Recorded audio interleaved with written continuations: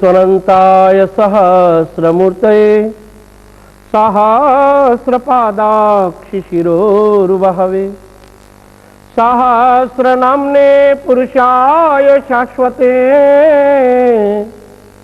सहस्रकोटि युगधारि नमः। आदरणीय सत्संगियों, आइए आज रामचरितमानस में विचार करें।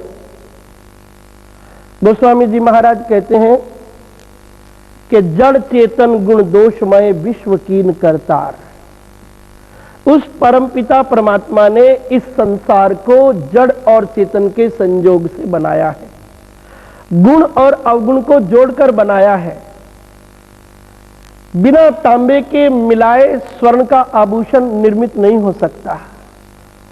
इसलिए संसार में अच्छाई और बुराई दोनों विद्यमान हैं, परंतु संत हंस गुण गहई पय परिहरि वारी विकार। संत उसमें से गुण को ग्रहण कर लेते हैं और अवगुण को छोड़ देते हैं, जैसे कि हंस दूध को ग्रहण करता है और पानी को छोड़ देता है। सुख दुख, लाभ हानि, यश अपयश, जन्म मृत्यु, विष अमृत, काला सफेद, ये सारे द्वंद्व हैं और इन सब की उपयोगिता है। प्रायः संसार में भिन्न भिन्न प्रकृति के लोग देखने को मिलते हैं। किसी का स्वभाव तो इतना शांत और शीतल होता है, इतना सज्जन वह पुरुष होता है कि वह बार बार भलाई करते नहीं थकता है, और दूसरी ओर एक ऐसा दुर्जन व्यक्ति है कि वो कदम कदम पर बुराई ही करता है। उसके संग भलाई करने वाले के साथ भी वो बुराई ही करता है। उसका स्वभाव ऐसा है, क्योंकि जो आत्मा परमात्मा है वह तो सबके भीतर एक जैसा है। उसका स्वरूप तो सच्चित आनंदमय शुद्ध बुद्ध है, परंतु जो शरीर का गुण धर्म है, जो मन का गुण धर्म है, वो सबका भिन्न भिन्न है। सतोगुण, रजोगुण और तमोगुण के कारण जिसका शरीर सत्वगुण प्रधान है उसके भीतर संत के लक्षण है, और जिसका शरीर और मन तमोगुण प्रधान है उसके लक्षण असंत जैसे होते हैं। विद्युत सभी उपकरणों में एक जैसी प्रवाहित होती है, लेकिन रेफ्रिजरेटर में वो ठंडा करती है, हीटर में गर्म करती है, ट्रेन में गति देती है, बल्ब में प्रकाश देती है, एम्पलीफायर में साउंड देती है। भिन्न भिन्न स्वरूप उसके हो गए यंत्र के कारण, विद्युत के कारण नहीं। विद्युत तो सहयोगी है। सूर्य की किरण जब दर्पण पर पड़ती है तो उसे चमका देती है, और जब कोयले पर पड़ती है तो उसके कालेपन को निखारती है। इसी प्रकार एक ही स्थान से पैदा हुए दो तत्व भिन्न भिन्न प्रकृति के होते हैं। एक ही पिता के दो पुत्र होते हैं, दोनों का स्वभाव अलग अलग होता है। रावण भी पुलस्त की संतान है और विभीषण भी पुलस्त की संतान है, लेकिन रावण का स्वभाव और है, विभीषण का स्वभाव और है। जहां से कमल पैदा होता है वहीं से जौक पैदा होती है, लेकिन कहते हैं कि कमल का यदि सेवन किया जाए तो खून साफ हो जाता है, खून में वृद्धि होती है, और जौक खून को चूसने का काम करती है, खून चूसती है जौक। दोनों का स्वभाव अलग अलग हुआ। संत कमल जैसे होते हैं, निर्लेप रहने वाले, सबकी वृद्धि चाहने वाले, और असंत जौक की तरह खून चूसने वाले, दूसरे को दुख देखकर, दूसरे को पीड़ा देकर सुखी होने वाले। तो ये अलग अलग स्वभाव और अलग अलग प्रकृति अपने अपने पूर्व जन्म के कर्मों के कारण निर्मित होती है। कहते हैं कि सत्संगति से दुर्जन को भी सज्जन बनाया जा सकता है। जैसे कि किसी धातु को आप राख से मांझकर, पाउडर से मांझकर थोड़ा चमका तो सकते हैं, लेकिन उसकी धातु का जो स्वभाव है वो नहीं बदल सकते। पीतल पीतल ही रहेगा, सोना सोना ही रहेगा। मांझने से, चमकाने से थोड़ी उनमें निखार आ जाता है बस। इसलिए कई बार दुर्जन भी सज्जनों के गुण ग्रहण करते हैं, थोड़ी देर के लिए उन पर उसका प्रभाव होता है, फिर उनका वास्तविक स्वभाव फिर प्रकट हो जाता है।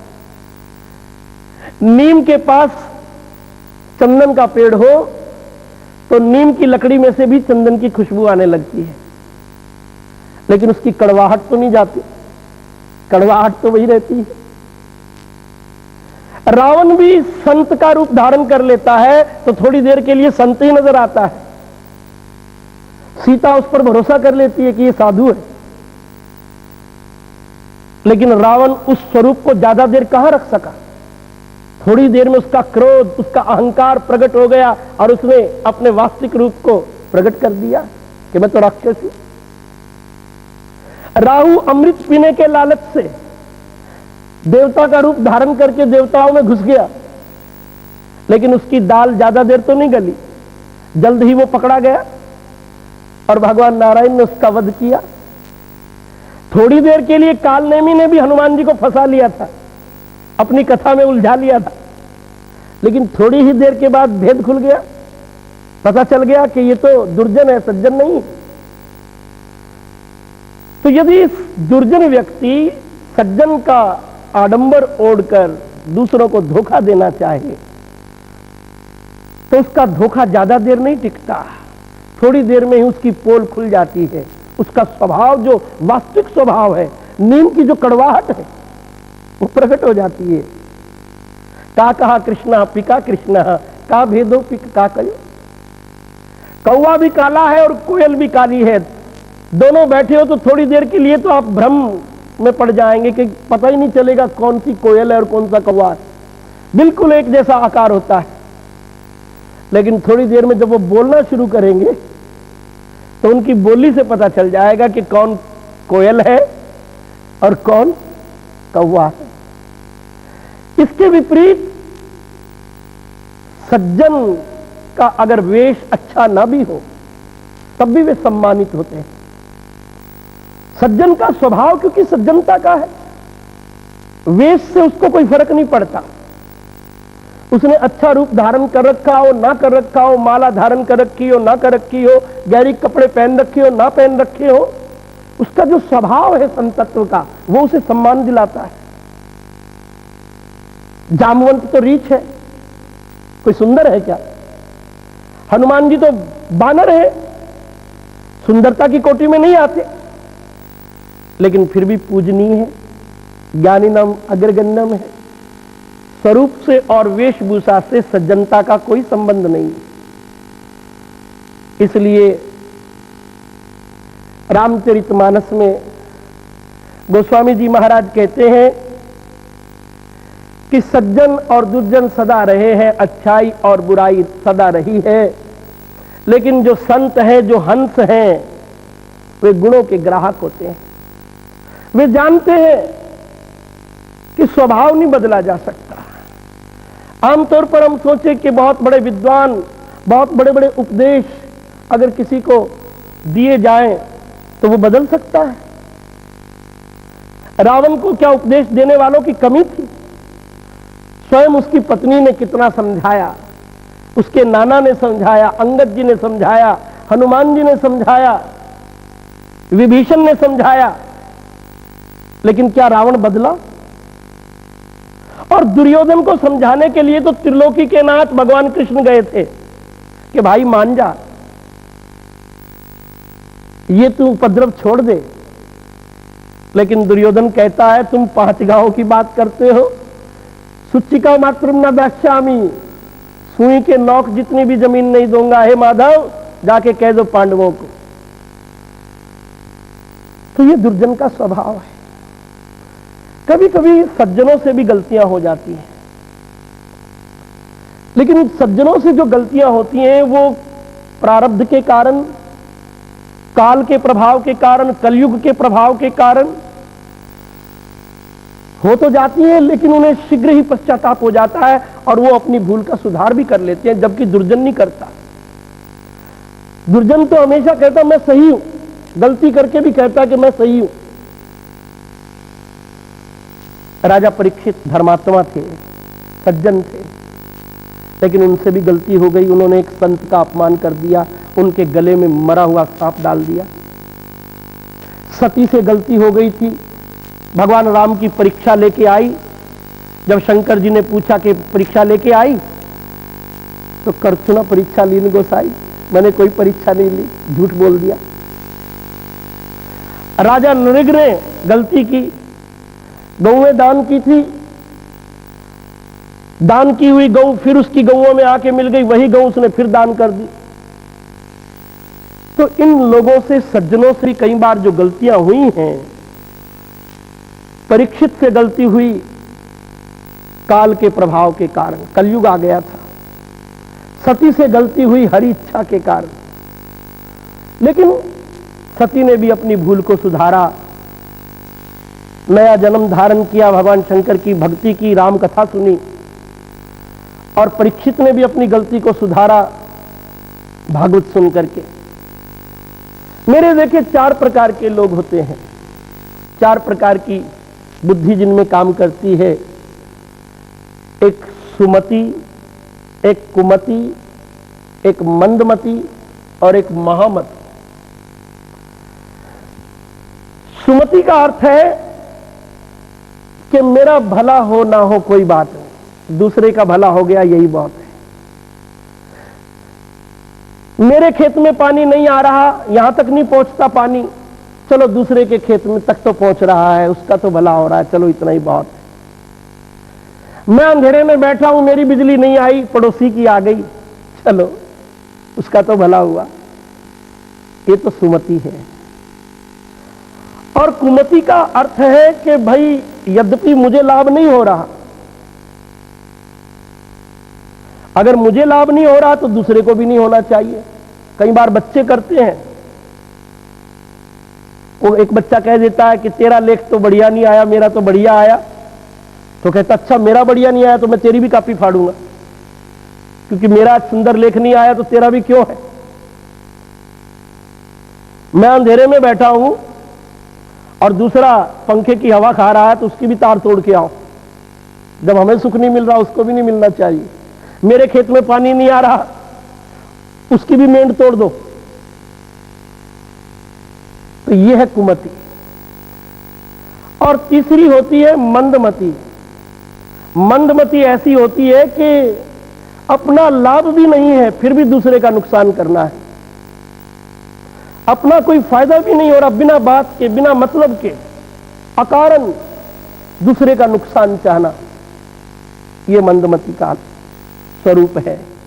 और कुछ लोग महामती होते हैं, घर से खर्च करके भी, अपना नुकसान करके भी, अपनी हानि उठा करके भी दूसरे का कल्याण करते हैं, दूसरे को सुख पहुंचाते हैं और इससे उनको तृप्ति मिलती है कि चलो दूसरे का कल्याण हुआ। तो ये अलग अलग प्रकृति है, अलग अलग प्रकार का स्वभाव है। रामचरितमानस में कहते हैं कि संत विटप सरिता गिरिधर्मी। संत का जीवन वृक्ष जैसा होता है, संत का जीवन नदी जैसा होता है, संत का जीवन पर्वत जैसा होता है, संत का जीवन पृथ्वी जैसा होता है। वृक्ष अपने काटने वाले को भी फल देता है, लकड़ी देता है, छाया देता है। वह ये विरोध नहीं करता कि ये तो मुझे काटने आया है। यहां तक कि जिस कुल्हाड़ी से काटा जाता है उसमें भी लकड़ी का ही दस्ता होता है। कुल्हाड़ी में लकड़ी का दस्ता ना होता तो लकड़ी के कटने का रास्ता ना होता। महाराजा रणजीत सिंह अपने दरबारियों के साथ एक वाटिका में बैठे थे। कुछ बच्चे एक वृक्ष से फल तोड़ने के लिए वृक्ष पर कंकर मार रहे थे। अचानक वो कंकर महाराजा रणजीत सिंह को जा लगी।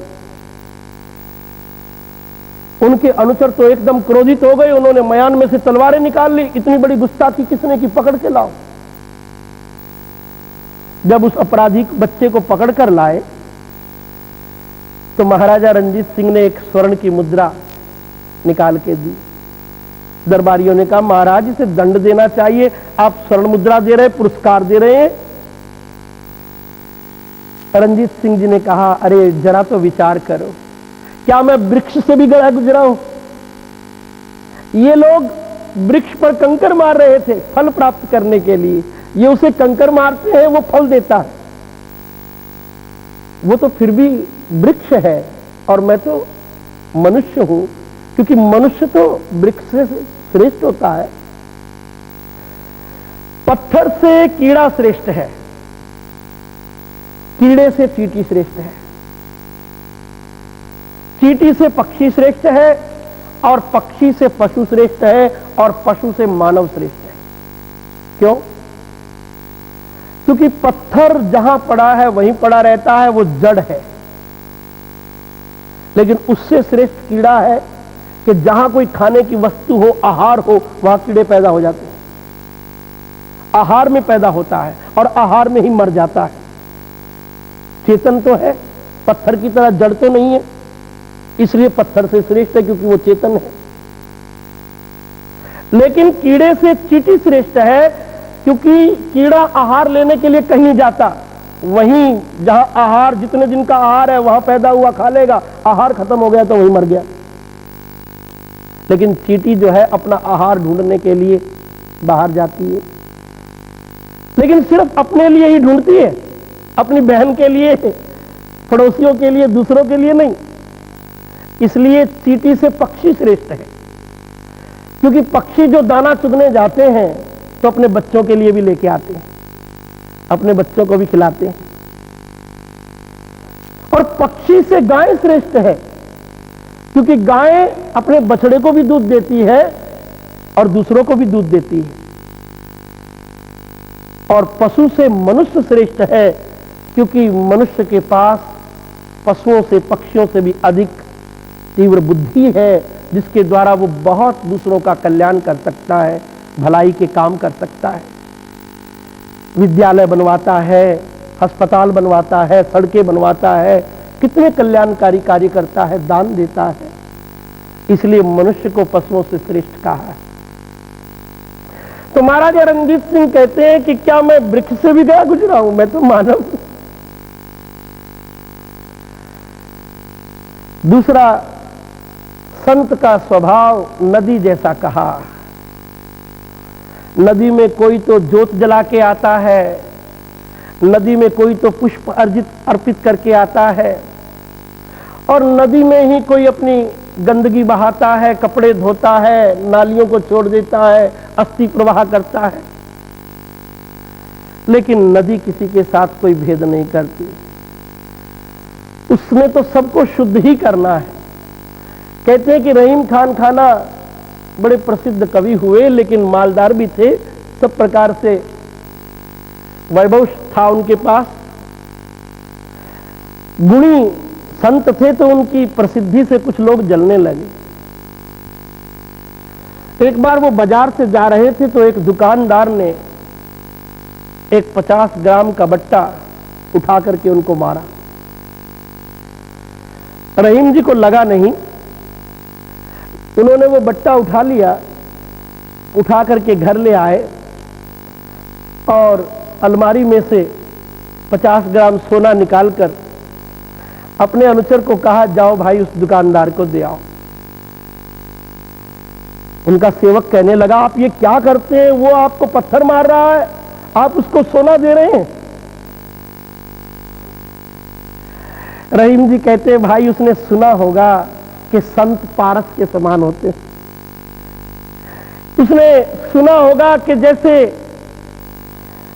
लकड़ी के साथ लोहा भी तर जाता है, सट सुधरई सत्संगति पाई, तो उसने चेक किया होगा, टेस्ट किया होगा, आजमा कर देखा होगा। मेरी तरफ लोहे का ये बट्टा फेंक के देखा कि सोना बन के लौटता है कि नहीं लौटता है।